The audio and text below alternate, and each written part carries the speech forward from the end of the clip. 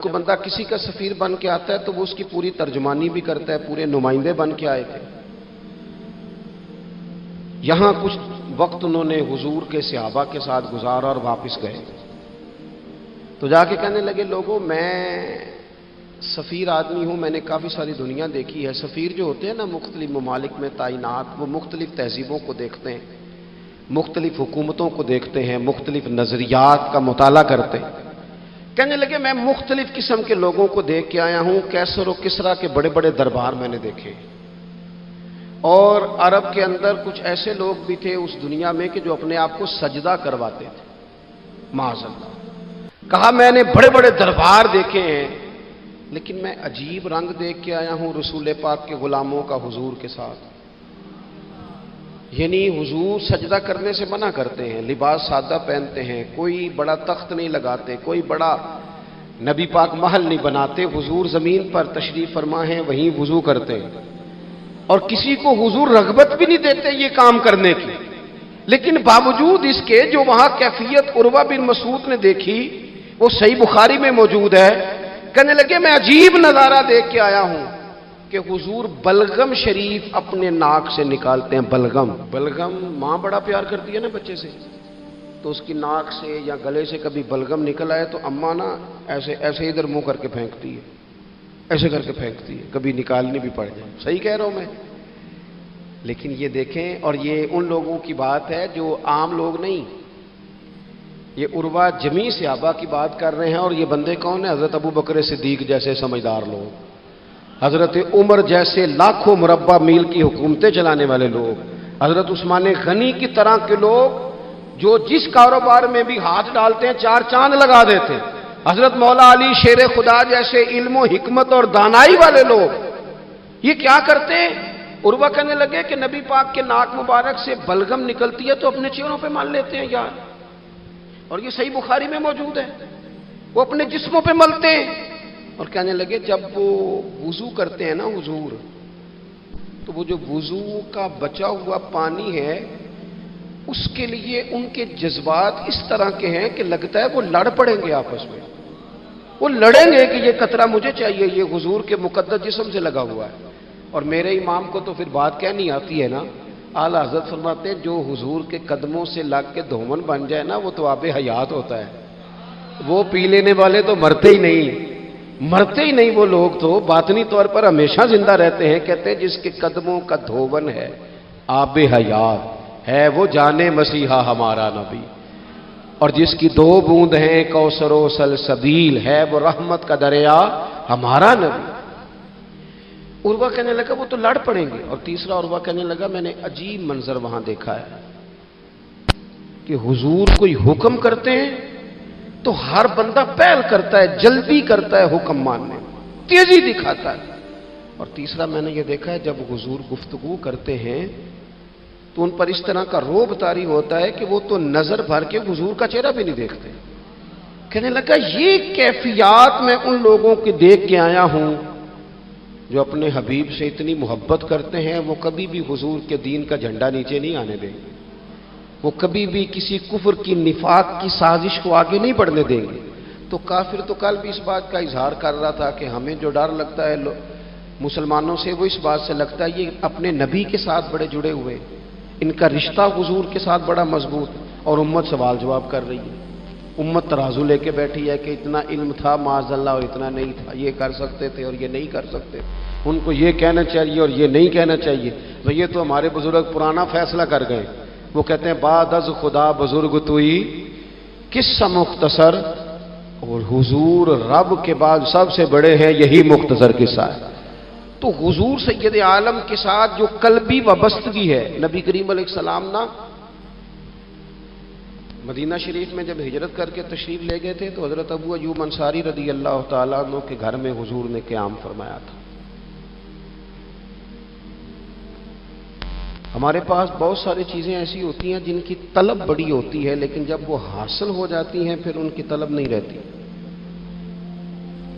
ایک چیز آپ کے پاس ہمیشہ رہنے لگ جاتی ہے پھر اس کے ادب آداب زیادہ نہیں رہتے، یہ ایک مزاج ہے عام آدمی۔ چلے میں اپنی بات بتاتا ہوں آپ کو،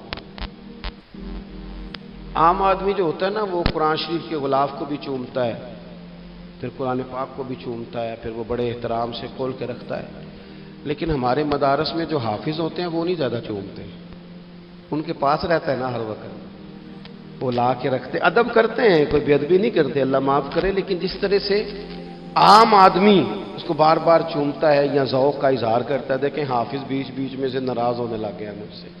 آپ ناراض نہ ہوں، لیکن چلو بات کر تو لینے دو نا، جو ٹھیک ہے وہ کر تو لینے دو.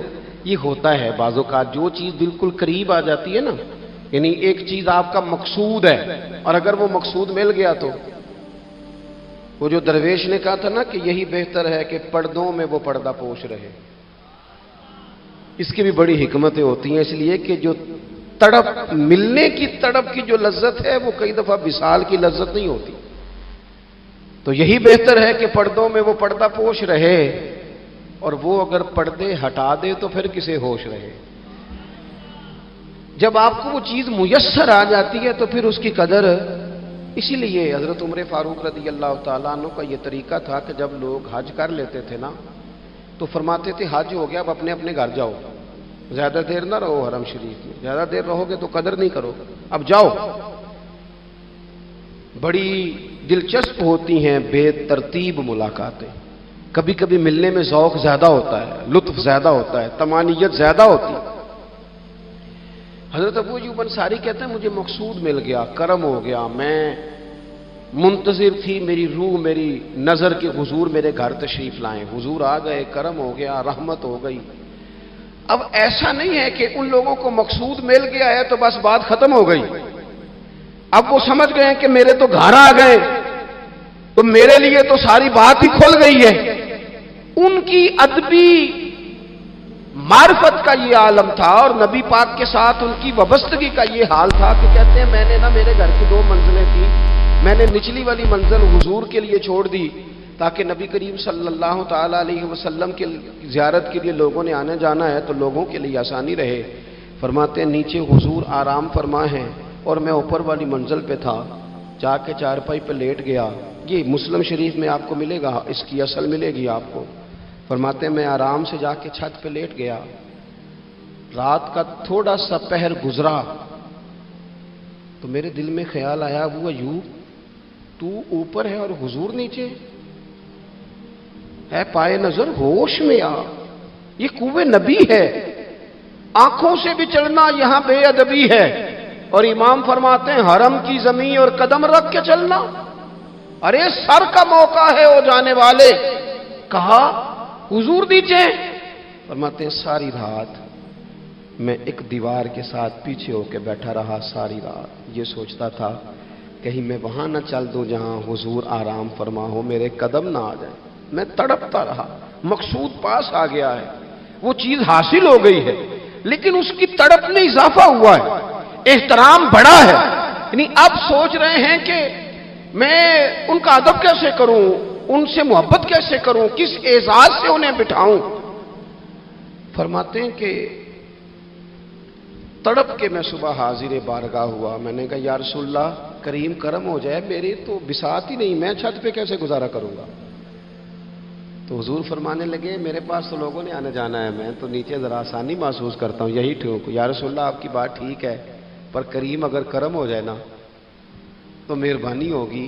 اللہ کے رسول نے جب نظر مبارک اٹھا کے حضرت ابو ایوب انصاری کا چہرہ دیکھا نا، خیال آیا مسلمان نیک و بد پہچان جاتے ہیں اور محمد تو آدمی کے دل کی باتیں جان جاتے ہیں صلی اللہ تعالی علیہ وسلم. حضور نے جب نظر فرمائی اور ان کی آنکھوں میں چمکتے ہوئے آنسو دیکھے تو حضور فرمانے لگے میں سمجھ گیا ہوں تو نہ اوپر رہ پائے گا نہ سو پائے گا، تو بچے لے کے نیچے آ جا، میں ہی اوپر چلا جاتا ہوں.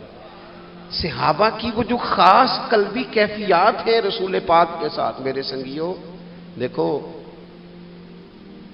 میلاد شریف کا جو جھنڈا ہے وہ بھی میلاد شریف کا ہی ہے،